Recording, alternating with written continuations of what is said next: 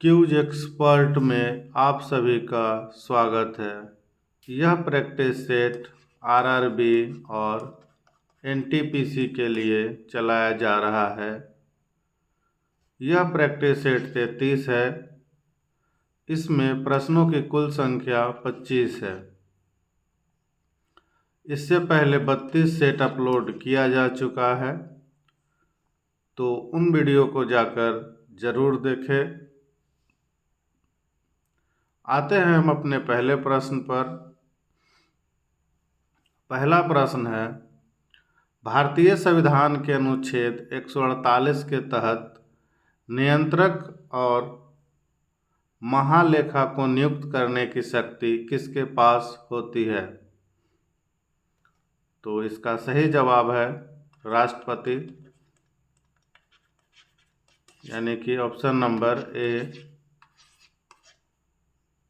अगला प्रश्न है, केंद्रीय सूचना आयोग इनमें से किस मंत्रालय के अंतर्गत आता है?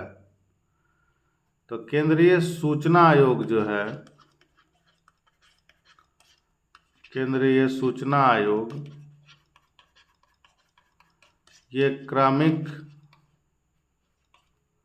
मंत्रालय के अंतर्गत आता है, इसलिए ऑप्शन नंबर सी इसका सही जवाब है।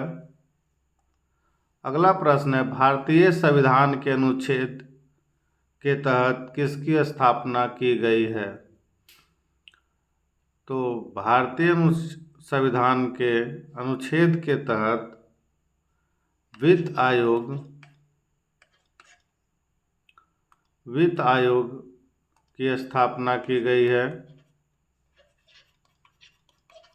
इसलिए ऑप्शन नंबर बी इसका सही जवाब है। अगला प्रश्न है, जीएसटी को किस संशोधन अधिनियम के रूप में पेश किया गया था? तो जीएसटी को 101 संशोधन अधिनियम के रूप में पेश किया गया था, इसलिए ऑप्शन नंबर बी इसका सही जवाब है। अगला प्रश्न है, अजातशत्रु मगध की गद्दी पर कब बैठा था? तो अजातशत्रु जो है, अजातशत्रु मगध की गद्दी पर 493 ईसा पूर्व में बैठा था, इसलिए ऑप्शन नंबर इसका डी मान लीजिए, क्योंकि सी और डी दोनों एक जैसा है। अगला प्रश्न है, चकमा निम्नलिखित में से किस देश के शरणार्थी है? तो चकमा जो है वो बांग्लादेश के शरणार्थी है,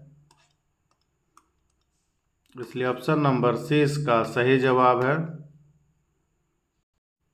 अगला प्रश्न है, मूल रूप से पारित संविधान में कितने भाग थे? तो मूल रूप से जो संविधान में है वो भाग की संख्या कुल 22 है, इसलिए ऑप्शन नंबर ए इसका सही जवाब होगा। अगला प्रश्न है, भारत की पार्लियामेंट का उद्घाटन किस सन में हुआ था? तो भारत की पार्लियामेंट जो है, पार्लियामेंट का उद्घाटन 1927 ईस्वी में हुआ था, इसलिए ऑप्शन नंबर सी इसका सही जवाब है। अगला प्रश्न है, प्रतिवर्ती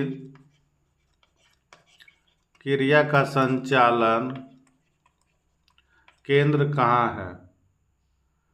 तो प्रतिवर्ती क्रिया का संचालन केंद्र मेरुदंड होता है, इसलिए ऑप्शन नंबर ए इसका सही जवाब है।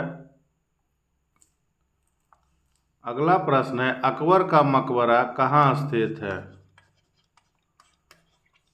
अकबर का जो मकबरा है यह सिकंदरा में स्थित है, इसलिए ऑप्शन नंबर डी इसका सही जवाब है।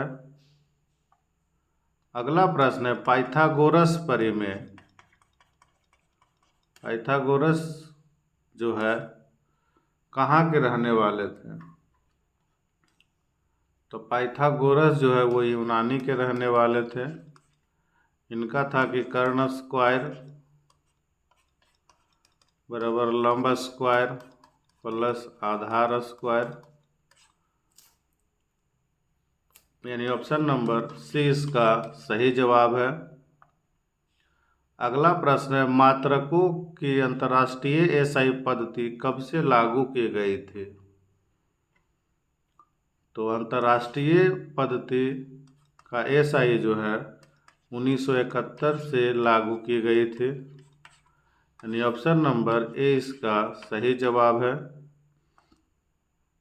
अगला प्रश्न है राज्यसभा के मेटा के रूप में किसे नियुक्त किया गया था? तो राज्यसभा के मेटा के रूप में थावरचंद गहलोत को नियुक्त किया गया था, इसलिए ऑप्शन नंबर डी इसका सही जवाब है। अगला प्रश्न है दादा साहेब फाल्के पुरस्कार के प्रथम विजेता कौन थे? तो दादा साहेब फाल्के के प्रथम विजेता जो है वो देविका रानी थे, यानी ऑप्शन नंबर सी इसका सही जवाब है। अगला प्रश्न है लक्षद्वीप स्थित है। तो लक्षद्वीप जो है लक्षद्वीप भारत के अरब सागर में स्थित है। ये अरब सागर है, ये बंगाल की खाड़ी है और ये हिंद महासागर है। तो लक्षद्वीप जो है वो अरब सागर में स्थित है, इसलिए ऑप्शन नंबर सी इसका सही जवाब है। अगला प्रश्न है रग्बी फुटबॉल के प्रत्येक दल में कितने खिलाड़ी होते हैं? तो रग्बी फुटबॉल के प्रत्येक दल में कुल 15 खिलाड़ी होते हैं, यानी ऑप्शन नंबर 20 का सही जवाब है। अगला प्रश्न है सन 1962 में भारत का प्रथम भारी जल संयंत्र कहाँ स्थापित किया गया था? तो ये जो है बड़ोदरा में स्थापित किया गया था, यानी ऑप्शन नंबर सी इसका सही जवाब है। अगला प्रश्न है एमनेस्टी इंटरनेशनल ने शांति नोबेल पुरस्कार कब जीता? तो ये जो है एमनेस्टी इंटरनेशनल ने 1977 में शांति नोबेल पुरस्कार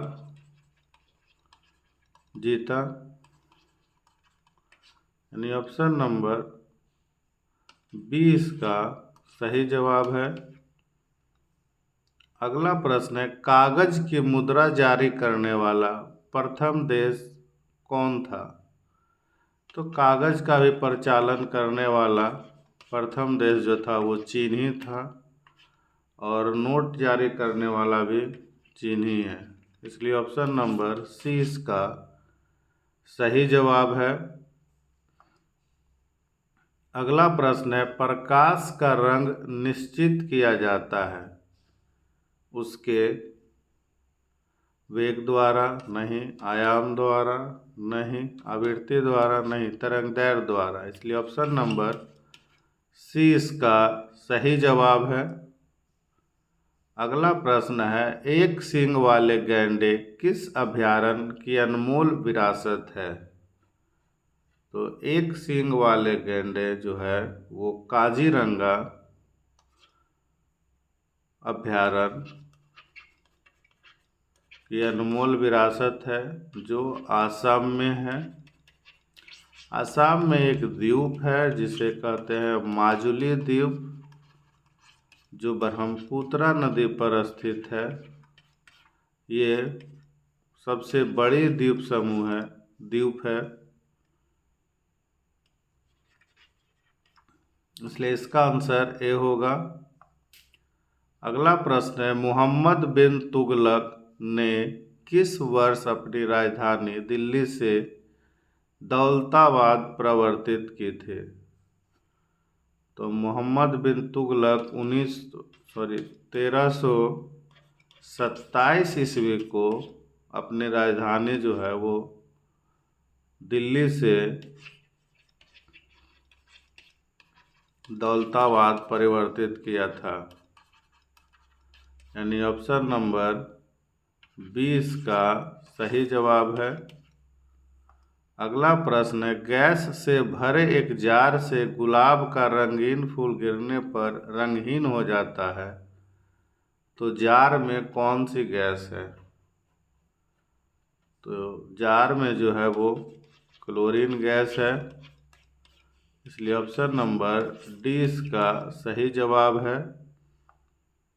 अगला प्रश्न है, वर्ष 2011 की जनगणना के अनुसार निम्न में से किस राज्य की जनसंख्या न्यूनतम है?